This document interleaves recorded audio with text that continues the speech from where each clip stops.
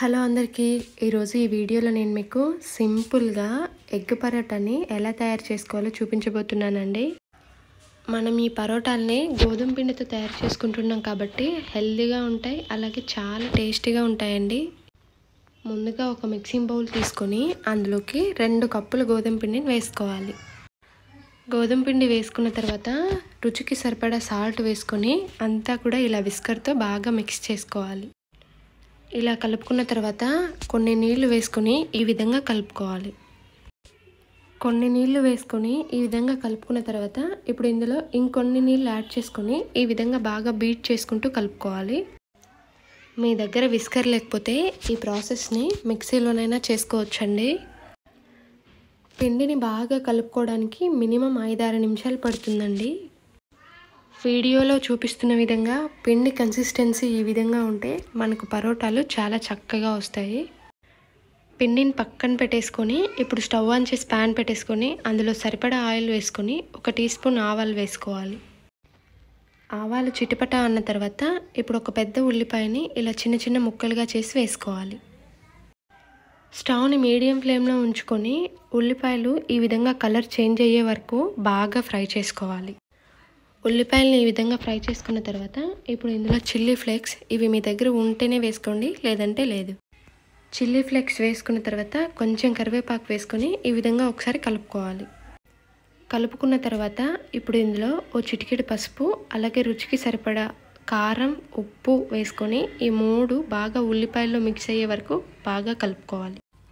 నేను ఇక్కడ ఉల్లిపాయలు ఫ్రై చేసుకుంటున్నప్పుడే ఎగ్స్ని బ్రేక్ చేసి పక్కన పెట్టుకున్నానండి. ఇప్పుడు మనం పక్కన పెట్టుకున్న ఎగ్స్ని ఇందులో వేసుకోవాలి. ఎగ్స్ వేసుకున్న తర్వాత స్టవ్ని లో ఫ్లేమ్లో ఉంచుకొని 3 నుంచి 4 నిమిషాల పాటు బాగా ఉడికించుకోవాలి. 3 నుంచి 4 నిమిషాలు ఈ విధంగా ఉడికించుకున్న తర్వాత ఇప్పుడు గరిటెతో ఈ విధంగా కలుపుకుంటూ స్టవ్ని లో ఫ్లేమ్లోనే ఉంచుకోవాలి. 3 నుంచి 4 నిమిషాలు ఈ విధంగా గరిటెతో కలుపుకుంటూ బాగా ఫ్రై చేసుకున్న తర్వాత ఇప్పుడు ఇందులో మీరు కావాలంటే గరం మసాలాని, ధనియా పౌడర్ని యాడ్ చేసుకోవచ్చు. మా ఇంట్లో వాళ్ళు తినరు కాబట్టి నేను యాడ్ చేసుకోవటం లేదండి. ఇప్పుడు మనం వేసుకున్న ఎగ్ మిశ్రమాన్ని ఈ విధంగా బాగా ఫ్రై చేసుకొని పక్కన పెట్టేసుకోవాలి.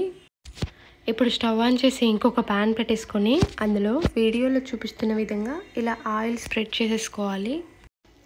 ఆయిల్ మొత్తం ఈ విధంగా స్ప్రెడ్ చేసుకున్న తర్వాత ఇప్పుడు మనం కలిపి పెట్టుకున్న పిండిని ఈ విధంగా కొంచెంగా పోసుకొని ప్యాన్ మొత్తం స్ప్రెడ్ అయ్యేలా చేసుకోవాలి.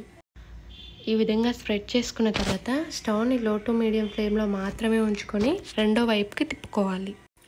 ఈ విధంగా రెండో వైపుకి తిప్పుకున్న తర్వాత ఇప్పుడు మనం తయారు చేసి పెట్టుకున్న ఎగ్ మిశ్రమాన్ని ఇందులో ఒక పక్క వేసుకోవాలి. ఈ విధంగా ఎగ్ మిశ్రమాన్ని వేసిన తర్వాత ఇప్పుడు మనం దోశని ఒక పక్కకి తిప్పుతాం కదా, ఆ విధంగా తిప్పుకోవాలి. ఈ విధంగా తిప్పుకున్న తర్వాత ఇప్పుడు అంచుల వెంబడి ఈ విధంగా గరిటెతో చిన్నగా ప్రెస్ చేసుకోవాలి. మరి గట్టిగా ప్రెస్ చేయొద్దండి, విరిగిపోతాయి. ఇప్పుడు దీన్ని రెండో వైపుకి తిప్పుకొని పైన లైట్గా ఆయిల్ని అప్లై చేసుకోండి. వీడియోలో చూపిస్తున్న విధంగా ఆయిల్ని అప్లై చేసుకున్న తర్వాత ఈ విధంగా చిన్నగా రెండో వైపుకి టర్న్ చేసుకోండి. ఈ ప్రాసెస్ మొత్తం లో టు మీడియం ఫ్లేమ్లో చేసుకోండి. పరోటా అనేది చాలా చక్కగా వస్తుంది.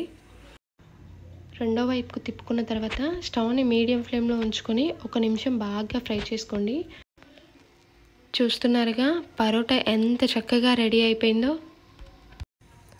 ఇక నేను ఇంకొక పరోటాని కూడా వేసి చూపిస్తున్నానండి. ఈ విధంగా ఆయిల్ అప్లై చేసుకొని పిండిని ఈ విధంగా కొంచెంగా వేసుకొని అంతా స్ప్రెడ్ చేసుకోవాలి. స్టవ్ని మీడియం ఫ్లేమ్లో ఉంచుకొని ఈ విధంగా స్ప్రెడ్ చేసుకున్న తర్వాత ఇప్పుడు దీన్ని రెండో వైపుకి తిప్పుకోవాలి.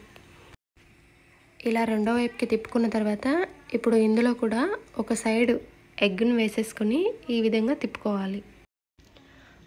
ఈ విధంగా మనం దోశలాగా ఒక పక్కకి తిప్పుకున్న తర్వాత ఇప్పుడు పైన ఆయిల్ని స్ప్రెడ్ చేసుకుంటే సరిపోతుందండి. ఈ విధంగా ఆయిల్ స్ప్రెడ్ చేసుకున్న తర్వాత రెండో వైపుకి ఈ విధంగా తిప్పుకొని 1 నిమిషం 2 నిమిషాల పాటు ఉంచుకొని మళ్ళీ రెండో వైపుకి తిప్పుకోవాలి. రెండో వైపు కూడా ఈ విధంగా ఆయిల్ అప్లై చేసుకొని 1 నిమిషం ఉంచి తీసేసుకోండి.